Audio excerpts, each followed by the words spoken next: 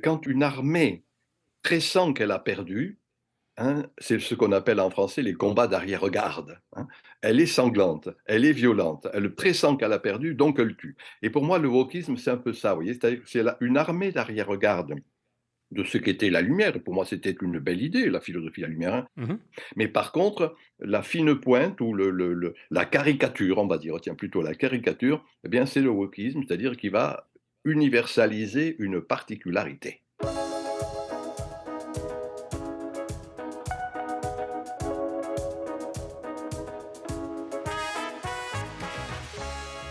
Bonjour à tous, bienvenue à Contact. Mon invité cette semaine, Michel Maffesoli, professeur émérite en sociologie de la Sorbonne.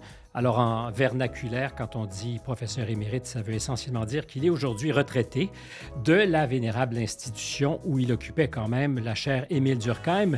Retraité de l'enseignement ne veut surtout pas dire inactif, voilà une nuance importante. Il a tout au long de sa vie publié une quarantaine de livres, dont 3 dans la dernière année. Le temps des peurs. Le temps des peurs, son dernier, publié aux éditions du Cerf, a retenu mon attention. Michel Maffesoli, bonjour. Merci d'être là avec nous. Bonjour, cher ami, bonjour. Euh, alors, je voyais en incipit de ce temps des peurs une citation de Nicolas Machiavel. Celui qui contrôle la peur des gens devient le maître de leurs âmes. Qu'est-ce que ce temps des Oh, mon peurs que nous hypothèse sommes à de traverser? longue date, je dirais un peu un dada théorique, le mien, ou alors une obsession théorique, si on veut être un peu plus châtié, c'est que nous vivons la fin d'une époque, hein. Pour moi, je considère que l'époque moderne, qui commence au XVIIe siècle, qui se conforte avec la philosophie des Lumières au XVIIIe, qui se systématise avec les grands systèmes socialisants, on va dire, du XIXe siècle, et puis le XXe siècle, qui d'une certaine manière continue sur la lancée pendant quelques décennies, eh bien cette époque s'achève. Voilà. Et émerge Mhm. une autre époque et que faute de mieux, et je suis de ceux qui appellent cela la postmodernité. Voilà. Et dans les périodes intermédiaires, hein, je dis époque, hein, époque ça dure 3 4 siècles. Oui, d'ailleurs, Oui, vous oui, parlez de c'est ce qui se transition passe entre deux épocale. époques toujours, c'est-à-dire que on pressent Mhm. les valeurs qui sont de disparaître. On ne fait que balbutier, si je puis le dire ainsi, ce qui est en train de naître, et c'est notre travail intellectuel en particulier. Et donc, entre deux époques, il y a des périodes intermédiaires, transition épocale, je dis en effet, reprenant une vieille Mhm. idée qui n'est pas de moi, j'aime rendre à César ce qui lui revient, qui est une idée de Heidegger, du philosophe Heidegger. Et dans ces Mhm. moments-là, il y a dans le sens simple du terme un désaccord, hein, un désamour entre les élites et le peuple. Voilà. Et pour moi, Oui. c'est ce que nous sommes en train de vivre actuellement. Et ces élites, dans le sens simple du terme, ceux qui ont le pouvoir de dire et de faire, eh bien, sentant ou pressentant que leur temps est venu, si je puis le dire ainsi, eh bien, mettent en place. Le sent-il seulement? J'ai dit pressentir, je n'ai pas dit sentir, j'ai dit pressentir, je suis précise dans mes termes, c'est une manière assez inconsciente, il faut bien le dire, et à ce moment-là, eh bien justement, ils ont tendance à mettre en place des stratégies de maintenance, et la stratégie de la peur en est une. Voilà pour moi ce qui me paraît. Alors ce fut en son temps, et je vous prie de m'en excuser puisque je m'en suis expliqué dans un livre précédent, ce fut bien sûr tout ce qui a tourné autour de cette psychopandémie que l'on a appelée Covid. Maintenant, c'est à bien des égards ce qui se passe en Ukraine. Vous voyez, on agite à quelque chose qui existe. Moi, je ne nie pas, même pas la maladie, je ne nie pas le conflit, je ne nie pas Ni la cela. COVID, Je ni dis la guerre, uniquement, il y évidemment. a une espèce d'utilisation qui est faite de cela, d'une manière qui est parfois, c'est un euphémisme quand je dis parfois, qui est totalement exagérée. Alors voilà, ce qui me paraît être en jeu actuellement. Qui nous confinerait à ce que vous Alors en appelez un effet, si vous voulez, c'est totalitarisme amusant doux. que vous rappeliez cette expression. C'était, dans ma thèse d'État, c'était en 1978, voyez-vous? Ce qu'on appelait en France à l'époque la thèse d'État, c'est-à-dire, cette grande thèse qui nous introduisait comme professeurs dans les universités. Et à l'époque, j'avais écrit un livre qui s'appelait «La violence totalitaire», c'est-à-dire montrant comment il y avait tendanciellement une hygiénisation de la société, hein, une pasteurisation de la société. Ah oui, oui, ça se préparait, ça se mettait en Déjà, place. Vous ouais. voyez, pour le dire dans des termes simples, j'en sais rien moi, la ceinture de sécurité dans les voitures, le fait de ne pas fumer, par trop, limiter l'alcool et toutes petites choses qui ne sont pas, inconvenantes, j'en disconviens pas, mais qui étaient exagérées, hein. C'est ce que j'appelle hygiénisation et j'avais appelé cela le fait de la violence. En gros, hein, c'est-à-dire que Prise en et charge c'était du beaucoup plus citoyen frappant aussi. en France où il y a cette, idéologie du service public, hein, c'est-à-dire les technocrates, hein, les bureaucrates formés à l'ENA, l'École nationale d'administration, qui d'une certaine manière imposent leur pouvoir. Et c'est cela que j'appelais totalitarisme doux à l'époque, vous voyez, pour me nuancer par rapport au totalitarisme nazi, au totalitarisme communiste. Je disais, nous, il y a aussi une forme de totalitarisme, mais qui est plus doux. Eh bien, maintenant, je trouve que cette expression, je l'ai réemployée bien sûr, mais je la trouve un peu dépassée, hein. Je considère que le totalitarisme n'est plus si doux que ça et il devient de plus en plus dangereux, de mon point de vue. Qu'est-ce qui, selon vous, explique que l'on ne soit pas davantage conscient peut-être ou à même de vouloir le constater, ce Euh, totalitarisme qui est de moins en moins doux? Parce que ce que je constate, c'est autour eh de oui. moi que c'est un sujet presque tabou. Parce qu'on va nous Ouais, renvoyer bien sûr, nécessairement à la bien Russie sûr, quand on nous parle de bien totalitarisme, et sûr, je bien sûr. conçois, ou à la Chine, je conçois encore très bien, mais c'est comme si, par opposition, nous ne pouvions pas, Vous avez nous, cité jouer la dans phrase un de film qui Machiavel ressemble que à j'ai ça. indiquée dans un des chapitres de mon livre. C'est une forme de réponse, c'est-à-dire que dans le fond, sous ces diverses manifestations, je dis le pouvoir, hein, soyons clairs, bien sûr, c'est les hommes politiques, mais c'est également les journalistes, hein, bien évidemment, ou même ceux qui, moi, il m'arrive d'être qualifié. Voilà, quelque chose de cet La ordre, si vous voulez, médiasphère, un peu médiatico-politique, sous ces diverses modulations. Les experts en sont, hein. En France, on appelle experts maintenant ce qu'on appelait avant, les intellectuels. Moi, il m'arrive aussi d'être, comme l'on dit, sur les plateaux pour aller parler, mais je suis frappé de voir qu'il y a une espèce de consensus, hein. Si je le dis en termes un peu plus soutenus, il y a une forme d'endogamie, hein, pour le dire simplement, ça couche ensemble, réellement ou symboliquement, hein, j'entends. Et du coup, cela crée une espèce de pression. C'est ça l'opinion, hein, l'opinion qui peut être, qui n'est pas simplement l'opinion du peuple, hein, qui est l'opinion savante à bien des égards là. Et donc du coup, ça empêche de penser. Et c'est vrai que cette médiasphère, hein, sous ses diverses modulations, que le soit presse écrite, que le soit radiophonique ou que le soit télévisuelle, reste, ne fait la plupart du temps que déverser, hein, ce que les pouvoirs publics ont édicté. Voilà ce qui me paraît important et du coup, ben, voilà, il y a une espèce d'endormissement généralisé. Mmh.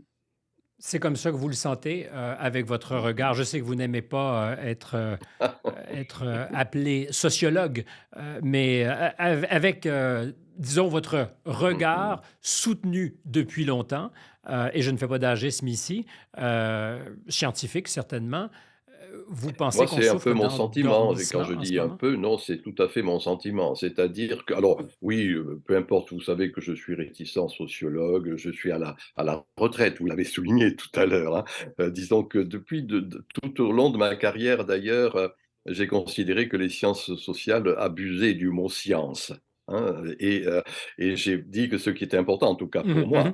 moi, c'était d'élaborer une connaissance, hein, un peu rigoureuse. Et cette connaissance rigoureuse, ben, consiste en quelque sorte, excusez-moi de le dire d'une manière un peu triviale, à savoir renifler. Moi, je suis un renifleur social d'une certaine manière. Voilà, comme Mais c'est pas oui, du tout, oui. je dirais Mmh trivial. mh. Ça nous ramène à la question des sens Oui, qui sont aujourd'hui beaucoup occultés.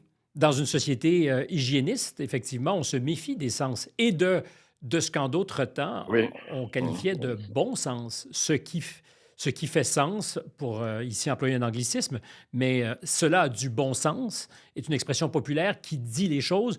Or, aujourd'hui, on se méfie Ah, ça, de c'est le ce qui vrai pourrait avoir une problème de mon origine point de vue, hein. populaire. C'est-à-dire qu'il y a une méfiance très forte. Je ne sais pas comment se situe le débat au Québec, mais en France, dès qu'il est question de peuple, on parle de populisme, hein. Moi, on me taxe de populisme parce que, personnellement, je rends attentif à la sagesse populaire, hein. Vous avez dit à juste titre d'ailleurs cette expression très riche, le bon sens, hein, si vous voulez. Et c'est à partir de là que s'élabore la vraie société. Permettez-moi ici, je suis un peu pédant, je vous prie de m'en excuser, de citer saint Thomas, saint Thomas d'Aquin, qui est un auteur que Mais vous nous mettez souvent en garde quand on vous écoute contre cette pédanterie. Or, si on vous invite, c'est excusez-moi, je qu'on suis un veut vieux s'exposer professeur peut-être à qu'on aime celle-ci. encore. Et je cite et je cite saint Thomas d'Aquin parce que Saint Thomas, justement oui. et il rappelait à juste titre, qu'il y a ce qu'il appelle aunis auctoritas a populo, hein, c'est-à-dire toute l'autorité vient du peuple, voyez? Et auctoritas en latin, en français le mot autoritas n'a pas ne sonne pas très bien, mais autoritas, l'autorité, c'est ce qui fait croître, hein. Par exemple, un bon auteur, c'est celui qui fait croître vos idées, Mhm. et cetera.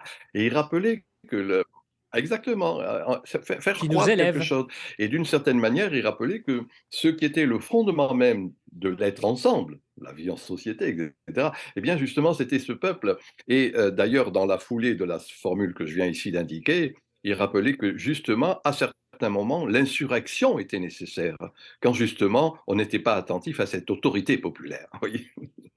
C'est amusant, sous la plume de saint Thomas d'Aquin, oui. Oui, tout à fait, qu'il Oui. puisse concevoir l'insurrection, à ce moment-là Mmh contre des mh. autorités qui n'étaient pas celles que nous avons aujourd'hui. D'ailleurs, vous vous êtes intéressé à différents soulèvements populaires qui pourraient ressembler à des jacqueries, que ce soit les Gilets jaunes chez vous, Oui. ce que nous avons Mmh connu mh. au Canada. Je vous ai Mmh vu mh. Mmh. commenter ce qui s'était passé dans notre capitale, à Ottawa. Vous dites, en ce moment, il faut faire attention, ces mouvements de ras-le-bol, de Oui. contestation, ne sont pas pour autant révolutionnaires, ne veulent pas pour autant changer le monde, mais témoignent d'un ras-le-bol généralisé. Oh, elle est, Où est à la la fois distinction pour vous? précise et un peu lointaine. C'est-à-dire que, en tout cas pour les gens de mon âge, la révolution, c'était le fait qu'un parti, les partis politiques, qui étaient ce qu'on appelait avant-gardistes, hein, c'est-à-dire, par exemple Lénine, hein, pour ne point le nommer, Mhm. voilà, avait la conscience que L'avant-garde le du peuple peuple. n'avait pas d'elle-même. Voilà. Et donc il fallait insuffler, j'allais dire imposer, mais insuffler au peuple quelle devait être sa vraie conscience. Voilà, c'est ça l'avant-gardisme, aboutissant à ce qu'était l'action politique qui devait amener à la révolution, c'est-à-dire à la société parfaite, hein, les lendemains qui chantent, etc. Tout qui était la grande perspective, je dirais, de cette tradition marxisante.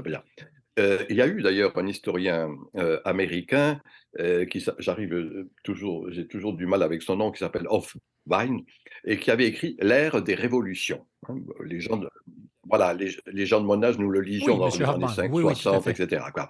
Et il montrait bien comment de 1789 jusque et y compris 1968, il y avait eu cette ère des révolutions sur le schéma que je viens d'indiquer, avant-gardiste, voilà. Bon, pour moi, c'est fini ça. Et c'est pour ça qu'un de mes livres, s'est intitulé il y a 2 ans, c'était en 21 je crois, «L'ère des soulèvements». Voilà. Et c'est pas la même chose, vous voyez? C'est-à-dire que c'est pas un parti qui influe, qui donne la conscience au peuple, mais c'est tout d'un coup le peuple qui exprime son insatisfaction. Alors, les gilets jaunes en furent, les convois de la liberté que vous connûmes, nous en avons eu, nous aussi, en France, quelques-uns. Hem, tout ce qui se passe actuellement en France, ces espèces de nombreuses et importantes, il ne faut pas l'oublier, manifestations, à propos de la retraite, vous voyez? Enfin de cette loi sur la retraite. Mais jusque j'ai compris moi je Mhm. dis même les rassemblements musicaux juvéniles, hein, qui se multiplient et que la presse officielle n'en fait très peu état. 2 000 à 3 000 personnes d'une manière illégale se rassemblent, hein. Voilà je dirais des manifestations dans le sens simple du terme de ces insurrections. Alors vous voyez, c'est pas quelque chose qui est programmé vers une société à réaliser, mais qui marque, vous avez employé cette expression, familière, mais non moins intéressante, ras-le-bol, hein. Tout d'un coup, il y a une espèce d'insatisfaction et pour moi, il y a actuellement une insatisfaction qui fait que, je disais tout à l'heure, ce désamour entre les élites et le peuple. Et il y a toujours le risque, quand on pointe ou qu'on montre, devrais-je plutôt dire, du doigt ce désamour, et particulièrement que l'on en appelle à ces élites, peut-être déconnectées du peuple, il y a toujours ce risque d'être taxé Ben, ou de populistes, comme apparemment c'est le cas pour vous, ou de démagogues. Ouais, ouais, Or, il y a une réelle rupture entre le peuple en Occident et ses dirigeants. C'est pas tout nouveau. En quoi aujourd'hui diriez-vous que nous traversons quelque chose de différent de ce qu'ont été ces ruptures entre Disons que chaque élite fois, vous et voyez, j'ai peuple? commencé par là tout à l'heure, chaque fois qu'on assiste à la fin d'une époque, hein, je rappelle, vous le savez, que pour moi, en grec, le mot époque, ça signifie parenthèse, hein, donc étymologiquement, donc une parenthèse, ça se ferme, hein, c'est ce qui est en train de se fermer l'époque moderne, une autre parenthèse est en gestation, mais dans ces moments, il y a toujours ce désaccord, vous voyez, Mhm. c'est le rapport qui existe entre le pouvoir et la puissance, hein. Pouvoir institué, la puissance instituante. Pouvoir des institutions, de l'élite, la puissance du peuple. Ça marche, ça marche. Vous voyez, c'est-à-dire que quand il y a un type d'accord, et l'idéal démocratique, c'est Hannah Arendt qui a développé cela, c'est mis en place lentement, et puis en bout de course, cet accord entre le pouvoir et la puissance a marché. Il est d'autres moments où il y a un désaccord. Comprenez, c'est ce qui me paraît être en jeu actuellement. En ce Et moment. donc, voilà, actuellement, oui, c'est-à-dire fin d'une époque et avant qu'une autre élite émerge, hein, puisque de toute façon, chaque société a besoin d'élites, mais avant qu'une autre élite émerge, eh bien, il y a ces mouvements. Vous voyez, l'image que je donne est la suivante. Nos sociétés ressemblent un peu à des lacs de haute montagne. L'eau est étale, vous voyez, ça ne bouge pas. Et pourtant, en dessous, ça grouille, hein, il y a du fourmillement. Et de temps en temps, moi je le vois dans ma montagne, là, dans les Alpes, de temps en temps, vous avez des grosses bulles, hein, avec des métastases, qui traduisent dans le fond ce grouillement. Pour moi, c'est un peu ce qui est en jeu actuellement. Vous voyez, c'est-à-dire qu'apparemment tout est calme et il n'en reste pas moins qu'il y a un vrai fourmillement. Et quelque chose auquel je voudrais le dire depuis tout à l'heure en vous écoutant, ce décalage, il est particulièrement important concernant les jeunes générations, qui sont la société de demain et qui, de mon point de vue, sont également la société d'aujourd'hui, qui ne se reconnaissent plus. Vous voyez, je vais vous donner un chiffre, ce n'est pas mon habitude, mais je vais vous en donner un. Il y a en France quelque chose qui est très important et très intéressant à analyser, l'abstentionnisme lors des élections, hein, que Oui, l'on c'est pas évalue. unique à la France, d'ailleurs. Non, mais je le sais, mais je vous dis, préfère parler de ce que je connais, hein. Mhm. Je vous laisse le soin de le voir en d'autres lieux. Mais en France, il y a 53% les dernières élections d'abstention. Et ce qu'on ne dit pas, c'est qu'il y a 84% des jeunes générations de 18 à 34 ans qui ne votent pas. 84%. Vous voyez, c'est-à-dire qu'ils ne se Et c'est reconnaissent un plus. échec démocratique complet. Exactement, c'est la fin de la démocratie, si vous voulez. La démocratie, c'est quand justement, hein, c'est Hannah Arendt, puisque je l'ai cité, dit: «J'ai une représentation philosophique, j'arrive à vous convaincre, vous me donnez votre voix, c'est la représentation politique». Vous voyez? Là, actuellement, comme il n'y a plus d'ensemble de représentation d'idées, eh bien, il y a ce processus d'abstentionnisme qui est très fort. Vous voyez, si je termine, 53% d'abstention, un phénomène extraordinaire en France, 3 millions de non-inscrits sur les listes électorales. Vous voyez, à cela s'ajoute le vote blanc et le vote nul. Un élu actuellement représente 10% de la population, hein, du président à un député. C'est plus de la représentation démocratique. Vous voyez, voilà, si vous voulez, le fait qu'à certains, nous sommes dans un de ces moments, hein, si je le dis en des termes un peu soutenus, de discrépance, hein, de Oui. désaccord fondamental. Voilà. En fait, vous parlez, je pense, aussi d'une lente saturation du Ah, ouais. processus politique. Et là, vous évoquez une image qu'on peut appliquer à la chimie, mais peut-être aussi à la chimie de nos rapports en société. Oui, oui, oui. Le terme, je tiens à vous le rappeler, n'est pas de moi, il est de Sorokin, qui est un Pitirim Sorokin, qui était un sociologue américain et qui, dans les années 20, 30, fin des années 20, a développé cette idée. Il montrait comment la culture, dans le fond, ça marchait, hein. La culture, pour le dire simplement, c'est, moi je dis toujours, c'est ce qu'on suce avec le lait maternel, hein, de la petite enfance à l'alma mater universitaire. Vous voyez, quelque Mhm. chose qu'on intègre sans bien y faire attention, si je puis dire. Et il montrait comment, à certains moments, ben justement, quand cela marchait bien, et puis il y avait saturation. Ça ne marchait plus tout d'un coup. Et là, c'est là où, alors, l'idée de saturation, il indique que c'est une lente sédimentation. L'image grivoise qu'il donne, hein, un beau matin, je ne supporte plus le nez au milieu de la figure de la personne avec laquelle je vis depuis 20 ans. Ce matin, elle a laissé traîner les feuilles de thé dans l'évier, divorce. Alors, bien évidemment, ce ne sont pas les feuilles de thé qui entraînent le divorce, c'est cette lente dégradation de la relation amoureuse qui fait que n'importe quel prétexte, si vous voulez, en la matière, les feuilles de thé, amène ce divorce. Et pour moi, c'est un peu cela qui est en jeu. Vous voyez, une lente Avec la dégradation. démocratie, on serait au Par, bout d'une relation, je ne sais pas si elle a été amoureuse, mais en tout cas d'une relation entre oui, le peuple et la démocratie, qui est une invention relativement récente sur l'échelle de l'histoire de l'humanité. c'est le 19e siècle, soyons clairs, hein. J'ai cité tout à l'heure Hannah Arendt qui montre comment se met en place l'idéal démocratique, hein, c'est-à-dire le fait que il y a une tension pour vivre ce processus de représentation que je disais, hein. La démocratie, c'est la représentation, hein. Vous me représentez parce que je vous ai donné créance Mhm. pour cela, en quelque sorte. Bien. Voilà, ça ne marche plus. Le processus d'abstention que je viens de dire, ce désaccord entre les élites et le peuple, en sont l'expression. Alors, dans un de mes livres, tenez, qui est paru au Québec, excusez-moi, aux éditions Libert, puisque j'ai fait un livre aux éditions Libert, j'ai mis dans je développe dans ce livre un autre terme, je dis, est en gestation actuellement l'idéal communautaire, hein, qui n'est Mhm. plus l'idéal démocratique, l'idéal communautaire. Je reprends ici un de mes vieux dadas, ce que j'avais appelé le temps des tribus à l'époque, hein. J'avais fait ça pour Mhm. provoquer un peu, en disant, on voit émerger toute une série de tribus, maintenant je dis communauté, enfin peu importe les termes, vous voyez que ça. Et que donc ce qui est en jeu actuellement de mon point de vue, c'est justement non plus ce qui fut le bel idéal démocratique, il ne faut pas cracher dans la soupe, hein, ce fut quelque chose qui a amené et qui a constitué la modernité. Mais voilà, d'une manière avec difficulté, hein, crainte et tremblement, pour le meilleur et pour le pire. On voit émerger ces communautés et voir comment cela va s'ajuster. C'est le problème actuel. Alors, je vais vous citer, parce que ce dont vous parlez, c'est, on pourrait, si on voulait simplifier, dire c'est le passage de la conjugaison de la première personne du singulier à la première personne du pluriel, du je au nous. Oui, oui, oui. Là encore, j'aime le signaler. C'est pour moi un grand penseur, un philosophe qui est Heidegger, qui a dit: «Nous passons de l'ère du je à l'ère du nous». Voilà. Il n'a pas développé cela.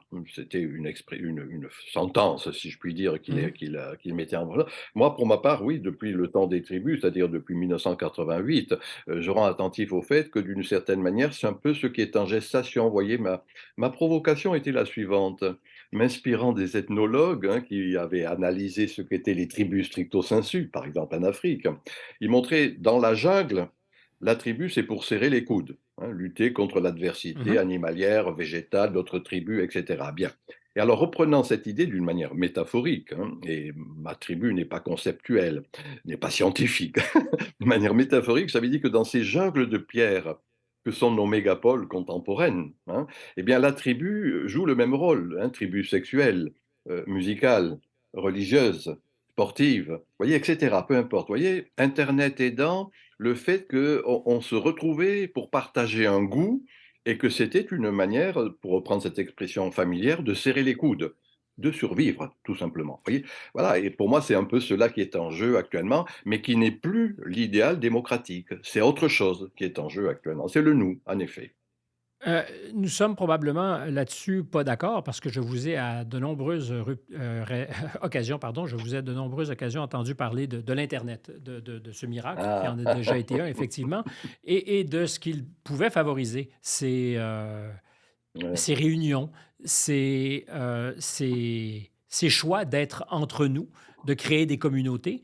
Or, je constate qu'aujourd'hui, on peut redoutablement contrôler la parole avec Internet. C'est ce qu'on découvre en particulier chez nos amis américains, euh, et où on voit l'État, le gouvernement, mettre à profit des armes qu'il avait développées pour faire la guerre, les armes de l'information, de la désinformation et de la propagande, qui sont servis à ces citoyens pour contrôler le discours. Ça pourrait peut-être nous ramener d'ailleurs à ce dont on parlait en commençant cet entretien, quand on parlait de guerre ou de pandémie. Il se trouve qu'aujourd'hui, il est possible, peut-être que les intentions sont nobles, mais d'organiser le discours et peut-être derrière ça, la pensée des citoyens. Et ça, Voilà, je le redoute. Je ne suis pas d'accord avec vous. Je vous prie de m'en excuser, cher ami. Ne vous excusez pas, ça sert à ça une conversation. Voilà, en fait, oui, vous n'avez pas tort, excusez-moi, je conçois que ce soit possible cela. En même temps, alors je vais vous dire, en quoi je suis en désaccord ou en tout cas, je voudrais nuancer cette Mmh. proposition. Pour les gens de mon âge, voyez-vous, il y avait, dans les années 60 en France, ce qui était le Minitel. Bon, le Minitel Mmh. était une structure qui avait été élaborée pour l'armée, hein, c'est Ah oui, par la militaire, défense. voilà, la défense, bien. Et je vois les gens de mon âge à l'époque avaient rusé avec cela pour faire, par exemple, le 36-15, c'est-à-dire, des lieux de rencontres érotiques, pour le dire simplement, voilà. Et voilà ce que il y avait une espèce de ruse et de duplicité. Et mon idée essentielle, depuis longtemps, c'est de dire que oui, il y a de l'aliénation, il y a de la domination, et cetera, mais il y a toujours de la duplicité et de la ruse. On fait avec, comme l'on dit, vous voyez? Et c'est ce qui me paraît être actuellement, pour internet. C'est-à-dire que je ne nie pas, le GAFA, je vois bien la structure Mais pas que les surplombante. GAFA. Pas que les GAFA, parce qu'il y a aussi la collaboration active de certaines agences. Et c'est pas dans une perspective paranoïaque que je vous le soumets, parce que je me demande quelle est ma capacité à ruser en face de moyens si grands, technologiques en particulier. Eh bien, on maintient qu'il y a actuellement de la ruse, de la duplicité. Mhm, L'idée de duplicité français, c'est être double et duple, hein, voilà les 2 sens de ce terme. Et pour moi, c'est tout à fait quelque chose de cet ordre qui est en jeu. Mais voilà, alors vous direz, comme le mot que vous avez employé au début, qui ne me convient pas, que je suis optimiste. Non, je ne suis pas optimiste, hein, je suis réaliste. Ma réaliste position, réaliste et pas optimiste. Et ou d'une tragique. mani ouais, alors le tragique en est une expression de ce réalisme, ça c'est juste, et il faudrait peut-être en parler. Mais disons que cette idée de réalisme m'amène à voir très concrètement, je suis en contact éminemment avec nombre de ces jeunes générations, qui viennent souvent me voir discuter et justement grâce à internet, hein. Je Mhm. suis à la retraite, moi je 2 fois par semaine, je fais un apéro chez moi comme l'on dit, hein, où au travers de quelques bonnes bouteilles, nous échangeons, sur ce qui est en train de se passer, Avec de jeunes personnes? et ben, des jeunes gens, oui, qui viennent voir, philosophes, juristes, école normale, et cetera, qui ont Est-ce lu qu'il y a tel ou quelques tel. représentants du peuple dont vous vous revendiquez aussi, ou sont-ils tous normaliens pour avoir le droit d'accès? Alors, vous êtes méchant. Disons que, Non, non, non, pas du tout. Et vous avez non, compris que ce n'était pas méchant. oui, non, non, mais je dis que ça, c'est une manière de parler. Non, mais manifestement, ils sont parfois issus du peuple. Mais Comme ils vous. ont voilà, comme moi qui suis un fils de mineur et un fils d'ouvrier, donc mais qui a réussi à devenir professeur à la Sorbonne. Et eux-mêmes sont en effet dans des lieux, prestigieux, à Paris. Voilà, alors c'est vrai qu'il y a cette nuance à avoir, si vous voulez. Mais de fait, il y a là quelque chose qui me paraît intéressant et j'y apprends beaucoup à leur contact, hein. J'y apprends beaucoup, c'est-à-dire justement, comment dire? Cette attitude, que je dis depuis toujours, savoir user, savoir se dépatouiller. Il est une expression, très riche et moi que j'en ai souvent discuté avec lui parce on se voyait souvent, qui est Claude Lévi-Strauss. Quand il parlait un des mots importants quand il montrait qu'il y avait des changements culturels, il disait un terme, qui est à la fois ridicule et à la fois fort simple et intéressant. Il disait: «Il y a le bricolage», hein, le fameux les Mhm. bricolage de Lévi-Strauss, c'est ce qui est en train de se passer actuellement, vous voyez? C'est-à-dire qu'on n'a plus, une espèce, on ne peut pas avoir une espèce de conception unique, hein, alors ce fut pour la maladie, ce fut pour la guerre et cetera, mais il faut se rendre compte on bricole son existence et Mhm. pour moi, c'est cela qui est en jeu, voyez-vous? C'est un peu non pas l'unidimensionnalité, mais si je le dis en termes plus soutenus, une attitude de bifocale, hein, de foyer comme ça, voilà, Oui. et c'est un peu cela qui me paraît être en jeu actuellement, quoi. Ce qui nous permet peut-être, cette bifocale, d'être à la hauteur de votre ambition du questionnement hétérodoxe, qui est aujourd'hui pas toujours très tendance. On aime ce qui est manichéen, en noir ou en blanc. Or, le questionnement hétérodoxe, c'est d'accepter qu'il n'y a pas de solution consolidée à tous les problèmes, de synthèse pour parler en termes hegeliens. Voilà, en la matière, c'est vrai qu'il y a une conception très orthodoxe, actuellement, hein, on ne pense qu'à partir d'un point de vue, alors que le propre de la pensée, je le rappelais hier, je faisais une conférence hier et je rappelais que, ce qui avait été la position d'Aristote, c'était un cercle aristotélicien auquel je parlais et donc je faisais bien sûr référence à Aristote quand il montre la différence entre la pensée systématisée et la philosophie. Et la doxa, l'opinion, il dit c'est poser des questions, hein. La formule grecque était très belle, kalos apoiorestai, c'est-à-dire poser bellement des apories. Voilà. Et moi, mon travail sur la longue durée, depuis plusieurs décennies, c'est de poser des questions. Vous voyez, non pas donner la réponse. On n'est pas dans un moment de réponse. Il faut attendre un peu. Mais c'est à partir de savoir poser justement et bellement la question que l'on peut s'approcher de choses, de la vérité. Mais vous m'arrachez presque des larmes parce que je pense que c'est aujourd'hui extraordinairement difficile et à plus forte raison quand on a pour métier de poser des questions. C'est le mien de métier, poser des questions. Or, elles deviennent fâcheuses. Ce n'est pas les réponses qu'on redoute, c'est celui ou celle qui pose les questions. Je citerai Nietzsche, que vous connaissez un peu, et je pense que vous l'avez déjà cité là-dessus. Ce n'est pas le doute qui rend fou, c'est la La certitude. certitude, oui, oui, oui, oui, c'est une très belle formule nietzschéenne, mais qui alors, voyez-vous, depuis tout à l'heure, oui et non, je suis d'accord et non avec vous. C'est-à-dire que vous avez raison qu'il y a cette espèce de tendance de monovalence, il y a quelque chose qui est dominant dans le discours, médiatico-politique, hein, soyons clairs, hein, ce que j'appelle moi la médiocrité de la médiacratie. Voilà, donc je donne cette formule pour dire elle est là importante. Et en même Ben, vous temps, pouvez bien vouloir me corriger pour mon manque d'optimisme ou mon regard chagrin sur les choses. Je dirais que l'expression que vous employez est guère meilleure, hein? non, non, j'entends, je veux dire par là que je suis attentif, voilà, c'est mon obsession, je suis attentif à ce qui est en train d'échapper à cette monovalence, à cette OK. unidimensionnalité, voilà, c'est tout. Sans forcer, est-ce que vous pouvez nous indiquer ou m'indiquer quelques-unes de ces petites pousses qui, vous donnent à penser qu'il y a de la résistance et, à terme, heu, un monde qui se dessine derrière ce que nous traversons? Alors, je vais vous en donner une d'abord et puis d'autres, mais une ridicule pour vous faire sourire, puisque vous savez que je m'intéresse à saint Thomas d'Aquin, par exemple, j'ai trouvé comme ça, sur internet, sur des questions difficiles, une quarantaine de groupes de jeunes qui travaillent sur saint Thomas d'Aquin, vous voyez? Avec lesquels on échange sur des questions pointues, hein, de philosophie, en faisant référence à cet autre philosophe et théologien, du XIIIe siècle. Voilà pour moi des signes d'espoir, vous voyez. Et je dis 40 parce qu'il se trouve que c'est une quarantaine de groupes avec lesquels on discute. On prend un sujet, on le développe, on en discute en groupe. Voilà, un élément de cet ordre. Et puis alors tout, justement, moi je le vois en France quand il y a eu toutes ces impositions de port du masque, moi j'ai dit de la muselière, des gestes barrières, des confinements, des couvre-feux, etc. Soit dans le quartier où je vis, moi je vis dans un quartier béni des dieux, je suis sur la place de la Sorbonne, ou quand je suis dans mon petit village de Sévenol, personne ne respectait cela.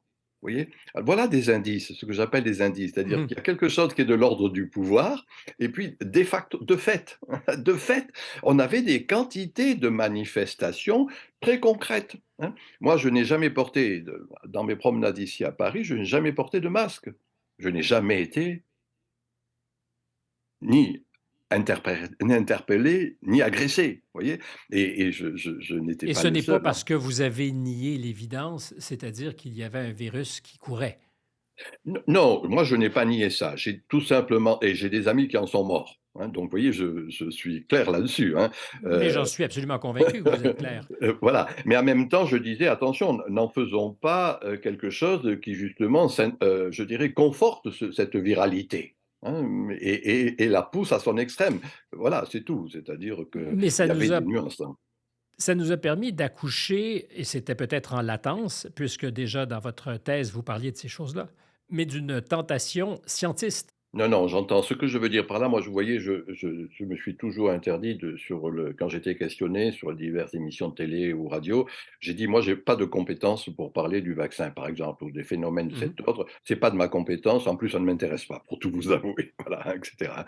Donc, je n'en parle pas. Je dis uniquement, attention de ne pas se servir d'un fait réel pour, développer ce que j'ai appelé depuis tout à l'heure d'ailleurs, nous avons commencé par cela, une stratégie de la peur, hein. Et donc d'une certaine manière, comment dire? Une dénégation de l'être ensemble. Être ensemble, c'est être ensemble, tout simplement. Vous voyez? Restons sur une conception de base, hein, et donc du coup, bien sûr, il peut y avoir des précautions qu'il convient d'avoir, mais inscrire cet être ensemble, dans une prison, autrement dit, le Mmh. confinement, est une manière qui est une négation de toute société et nous sommes en train de voir en France actuellement une multiplicité de cas de tentatives de suicide, non pas chez les jeunes gens, ce qui est arrivé, mais chez les enfants. Vous voyez, hein, qui ont vécu un confinement qui, à bien des égards, était totalement pathogène, hein, et donc on est en train de voir. Alors encore une fois, c'est pas ma spécialité, mais ce que disent certains de mes amis psychiatres, c'est un processus qui va se développer et qui n'est pas négligeable. Voilà. Et évidemment, vivre est une expérience qui nous force à prendre des risques. On ne peut pas, vivre sans vivre et je citerai Simone Veil, on s'en parlait à micro fermé tout à l'heure. Le risque est un besoin essentiel dont l'absence paralyse l'existence. Mais il y a cette tentation aujourd'hui de dire: «Créons les conditions optimales pour arriver au zéro risque». Mais est-ce qu'on veut, heu, les uns les autres, vivre dans un monde zéro risque? Est-ce que c'est même souhaitable? Je ne pense pas, hein, le risque zéro qui fut cette grande tendance dont je parlais dans mon livre, la violence totalitaire, hein. Je disais que c'était la violence bureaucratique qui était totalitaire, c'était ce risque zéro. Vous avez cité à juste titre, Simone Veil. Moi je dis: «La peur de mourir n'empêche pas de mourir, mais empêche de vivre». Et donc tout Mmh. le problème, si vous voulez, est en quelque sorte de ritualiser, d'homéopathiser. Vous voyez, dans la vieille tradition catholique que j'estime énormément, le vrai catholicisme, le catholicisme traditionnel, il y avait par exemple Notre-Dame de la Bonne Mort à Poitiers. Il y avait Notre-Dame du Bien Mourir dans l'abbaye de Fontgombault. Vous voyez, c'était des manifestes, et puis Saint-Joseph aussi avait des capacités de cet ordre. Dans la croyance populaire, il y avait là des manières en quelque sorte, non pas de nier la finitude, mais de s'en accommoder. Bricolage, tel que je le disais tout à l'heure en citant Lévi-Strauss, vous voyez? Et c'est ce on a essayé d'enlever, cette espèce de ritualisation. Moi, j'ai tel ami bien connu et ancien ministre et député, qui est le premier mort du Covid le 29 mars 2020. On n'a pas pu voir son corps, hein. Il n'y a pas pu avoir des funérailles, hein. Il n'y a pas pu avoir de rituel, vous voyez, de quelque chose de cet ordre. On mettait le corps Mmh. directement dans une housse et la famille ni les amis n'ont pu faire des funérailles. Si vous voulez. Voilà ce qui est le risque Mais zéro. c'est un rapt de rite. Pardonnez, Oui, bien ici, sûr, bien sûr, mon ma bien sûr. poésie un peu, un peu boiteuse, mais le rapt de rite nous retire quelque chose.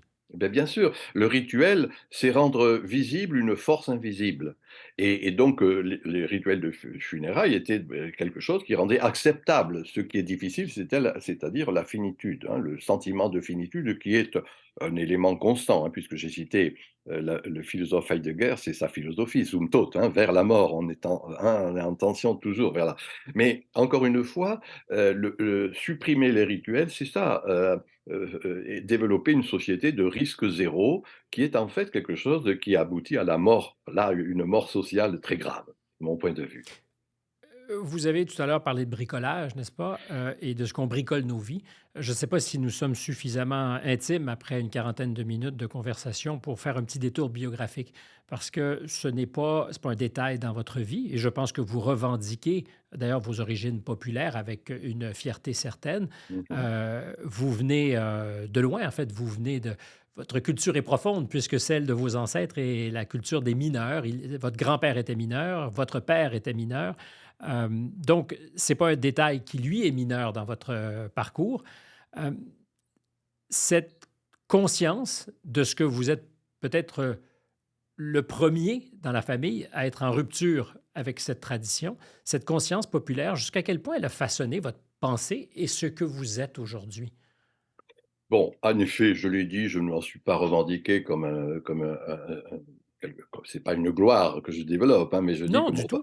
mon père est rentré, à la mine à 14 ans, vous voyez? Et je lui ai il est mort, quand je suis rentré en Sorbonne en 81 et un de mes livres sur Dionysos lui est dédié, hein, en tant qu'il avait payé son tribut à Prométhée. Voilà un peu cette histoire-là. Mais alors au-delà, oui, je suis, d'un milieu populaire, c'est ainsi et je dois vous avouer que, comment dire?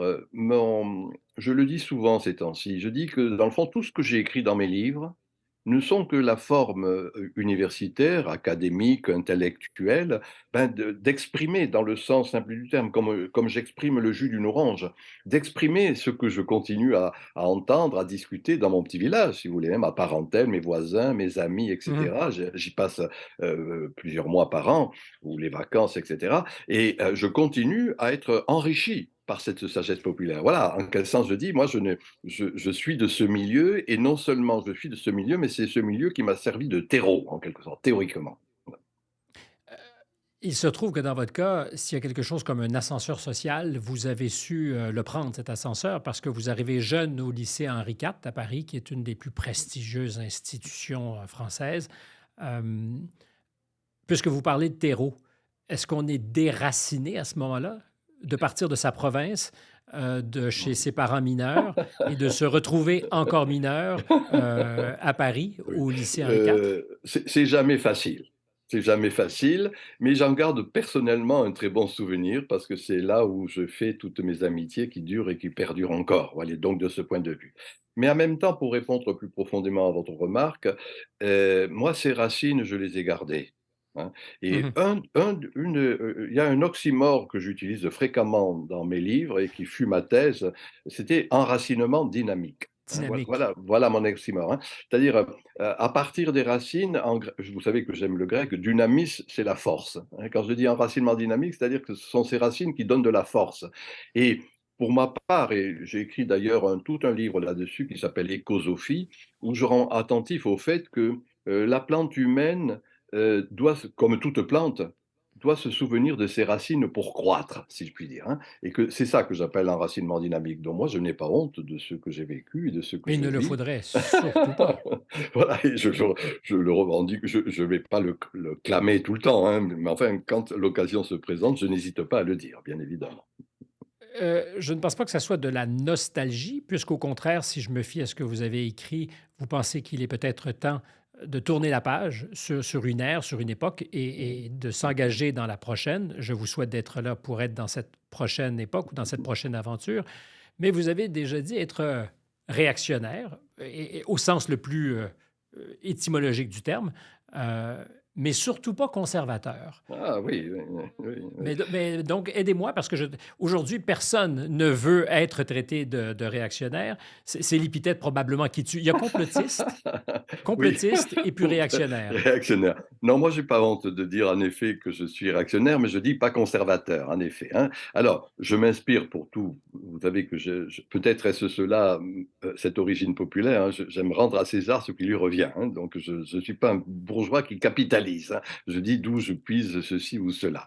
Et c'est Joseph de Maistre qui avait développé cette belle idée que vous avez rappelée il y a un instant. Alors, réactionnaire dans le sens simple du terme, finalement. Comment dire? Celui qui est attentif et je suis attentif et je crois que c'est une des pistes qui va se développer dans la postmodernité, attentif à la tradition, hein. Le rouleau compresseur du progressisme moderne avait évacué tout ce qui était traditionnel, hein, c'est-à-dire, dans le fond, cette longue mémoire, cette mémoire immémoriale de l'humanité, hein.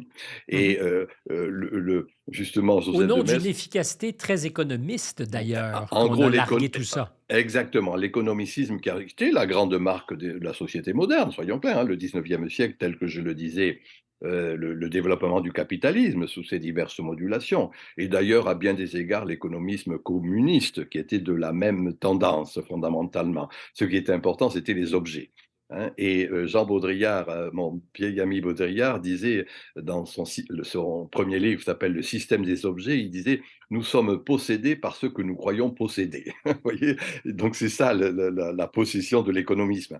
Alors à l'opposé de cela, moi je considère qu'il y a en quelque sorte actuellement un retour de certaines formes traditionnelles. Vous voyez, mon image est la suivante. Notre conception du temps, philosophiquement, c'était la flèche du temps hegeliano-marxiste. On y arrivera demain, un peu plus tard. À l'opposé, il y avait le cercle un peu nietzschéen du retour du même. Moi, c'est ni l'un ni L'éternel l'autre. recommencement. Voilà, moi, c'est ni l'un ni l'autre qui sont le fond de ma pensée, c'est ce que j'appelle la spirale. C'est ça l'enracinement dynamique. Vous voyez, c'est-à-dire la spirale, on voit revenir la tribu, par exemple, la communauté, on voit revenir des éléments que l'on avait cru dépasser, pas exactement au même niveau. Ma définition de la postmodernité, alors vous allez me la critiquer dans un instant, c'est synergie de l'archaïque et du développement technologique, c'est-à-dire les tribus et Internet. Vous voyez, et Mhm. c'est ça pour moi qui est en jeu, vous voyez, actuellement, c'est-à-dire voir revenir, pas exactement au même niveau, mais les réseaux sociaux, les blogs, les forums de discussion, et cetera, redonnent force et vigueur justement à des éléments Mais que l'on avait cru oublier, quoi. je ne vais pas critiquer, puisque c'est votre soupçon. Je dirais qu'il faudra beaucoup ruser pour lubrifier cette mécanique. Oui, oui, c'est vrai, c'est vrai, c'est vrai. Mais, vous savez que je considère que cette ruse est à l'œuvre. Voilà, voilà, si vous voyez, là, c'est une de mes convictions, je vous prie de m'excuser. C'est une de mes convictions. Mhm. Je n'aime pas faire état de convictions, mais là, c'est une de mes convictions. Ce que j'ai reniflé depuis de longue date, c'est qu'il y a quelque chose qui est une espèce d'utilisation rusée de tous ces phénomènes. Je considérais que autant Weber avait montré que le développement de la technologie, de la technique, allait désenchanter le monde. Moi, dans un de mes livres, j'ai dit que la technologie était en On train va de le réenchanter. réenchanter ce monde. Et on le voit au travers je vous l'ai dit, de mon saint Thomas d'Aquin. On le voit au travers même des multiples réseaux. J'ai dit musicaux, sexuels, religieux, etc., etc.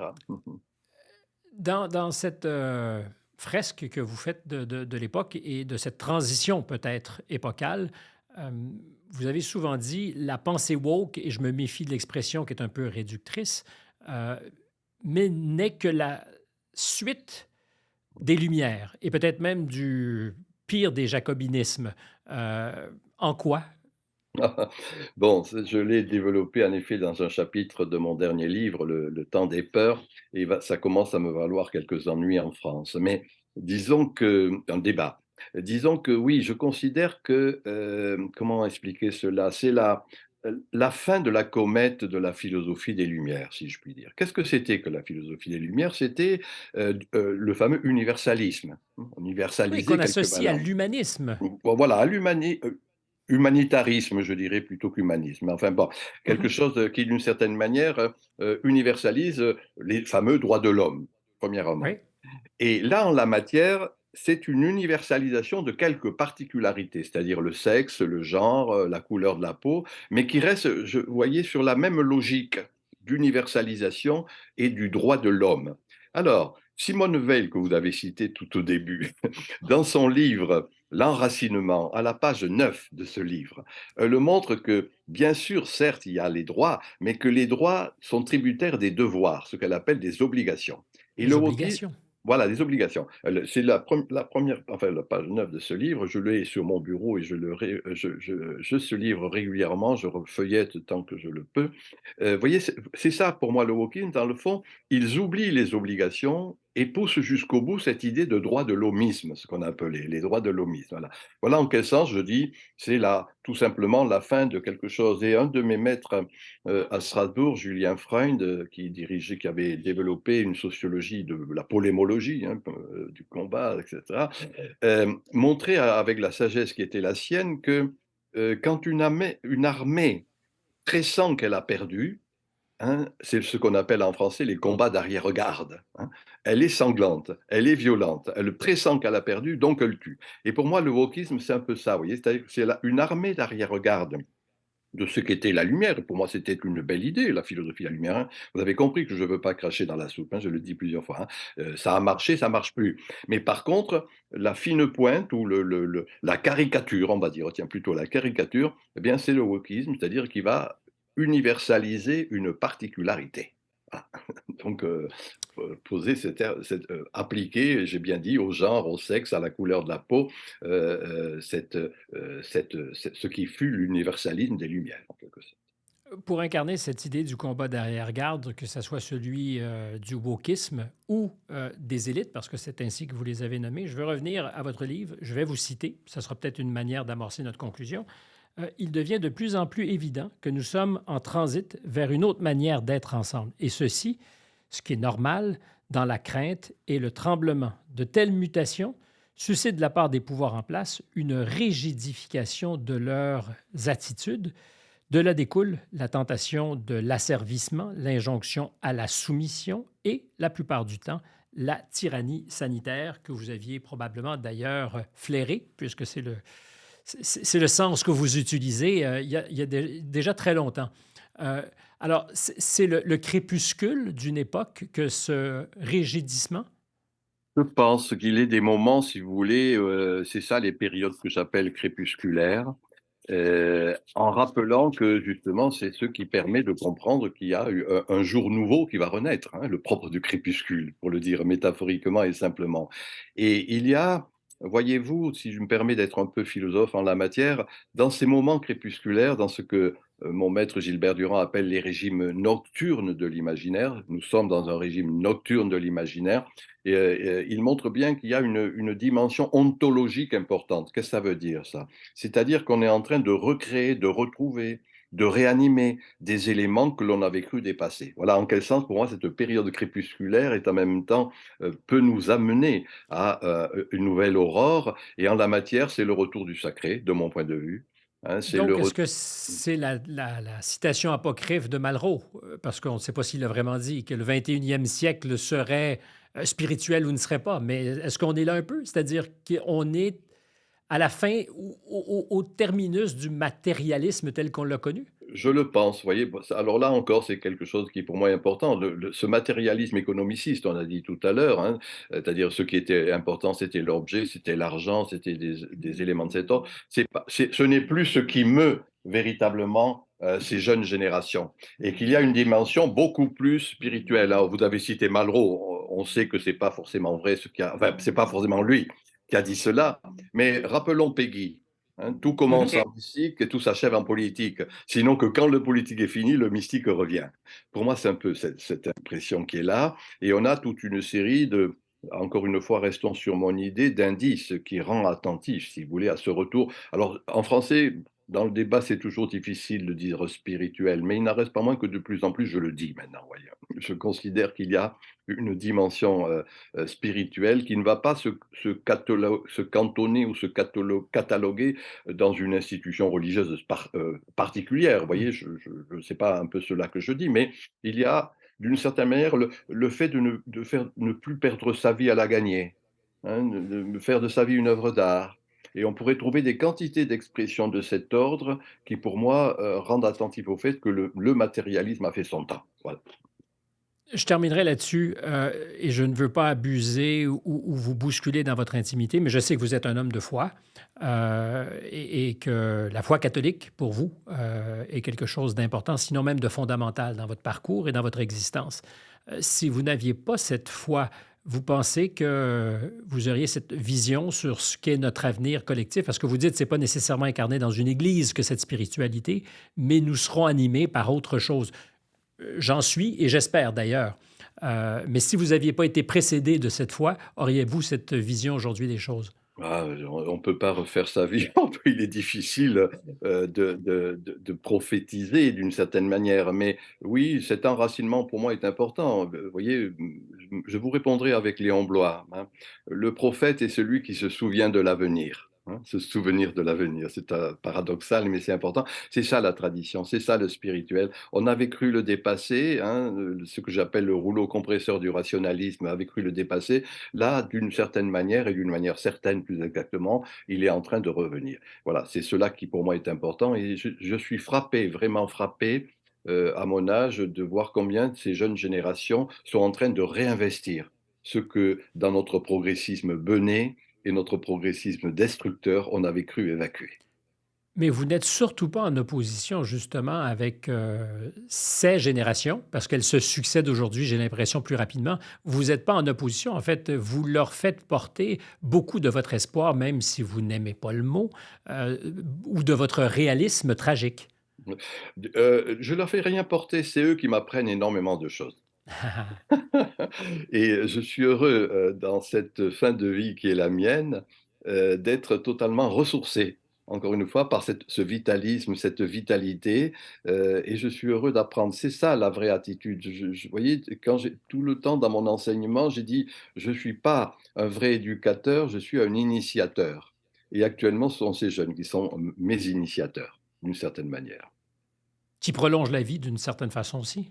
Qui prolonge vraiment la vie, hein, et dans le fond, c'est un peu cela, cette succession, hein. C'est-à-dire, à partir vous savez, voilà ma seule expression, enracinement dynamique, hein. C'est à partir de ces vieilles racines, alors, pour ce qui me concerne, de la foi, de la tradition catholique, je dis bien catholicisme traditionnel, j'insiste bien Mmh. là-dessus, heu, qu'il y a cette croissance. Ça peut être d'autres formes chez certains, mais je suis frappé de voir que là où, habituellement, la sphère médiatico-politique considère tout est foutu, ils n'ont plus de valeur. Vous voyez, on peut trouver des expressions plus ou moins triviales. Moi, je considère au contraire qu'il y a une vraie vitalité en jeu actuellement et il s'agit de l'accompagner. Vous voyez, Walter Benjamin, qui est un de mes inspirateurs, disait: «Chaque époque rêve la suivante». Moi, je rajoute, il faut accompagner ce rêve pour que cela ne devienne pas un cauchemar. C'est mon travail. Et n'est-ce pas le véritable acte de renaissance et aussi de résistance que de dire: «Non, je ne succomberai pas à cet esprit de marasme». Oui, moi, vous savez, c'est un peu mon sentiment de longue date. La fin d'un monde n'est pas la fin du monde. Voilà. Et donc, on peut voir ce qui est en train de cesser et comment, à partir de ce qui cesse, une renaissance. La décadence, décadare, hein, ce qui tombe, hein, et ce qui va être source de renaissance, pour moi, c'est ce que j'observe quasiment quotidiennement. Raymond Aron a dit de lui qu'il était un spectateur engagé. Vous l'avez certainement été. Vous avez aimé, et je ne le dis pas présumant que la fin arrive bientôt pour vous, mais vous avez aimé être le témoin de ce que nous avons traversé? Comme on l'on dit d'une manière triviale, je me suis régalé. Voilà. Ah. Ben, c'est certainement une bonne façon d'anticiper la suite des choses. Oui, oui. Peut-être qu'il y aura encore beaucoup à vous mettre sous la dent. Il y aura beaucoup de choses encore et je l'espère en tout cas. Voilà. Michel Maffesoli, ça a été un très grand plaisir d'échanger avec vous, en fait, d'avoir une conversation. Merci, merci de cette invitation. J'ai apprécié, moi également, cette discussion, vraiment apprécié. Merci encore une fois à notre invité Michel Maffesoli, qui m'a fait grand plaisir en nous donnant cette heure de son temps. À la recherche, Marianne Grenon, Lola Mal s'occupe de la réalisation, Jeanne Creteau est aux réseaux sociaux, Stéphane Bureau microphone. Je vous invite à nous fréquenter sur toutes les plateformes et si vous pouvez, d'y laisser des commentaires. Ça nous aide toujours à bien sentir ce que vous aimez ou ce que vous aimez moins. À très bientôt.